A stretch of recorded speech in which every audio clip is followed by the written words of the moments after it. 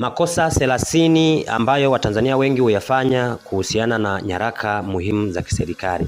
Na hili ni kosa la 4.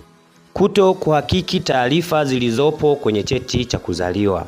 Mara nyingi watu wakichukua cheti cha kuzaliwa, ofisi za RITA huwa hawakagui taarifa kama zimekosewa au ziko sahihi pale pale wanapokuwa wamechukua kile cheti.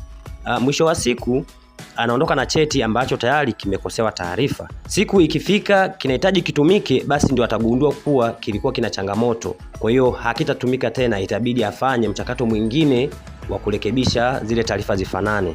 Kwa hiyo changamoto hii inaweza ikaepukika tu pale ambapo ukienda kuchukua kile cheti au ukienda kukifuata kile cheti, hakikisha unakagua taarifa ziko sahihi, then uondoke nacho. Kama taarifa zimekosewa, pale pale wanakufanyia marekebisho, unaondoka na cheti ambacho kiko sahihi na kimenyoka.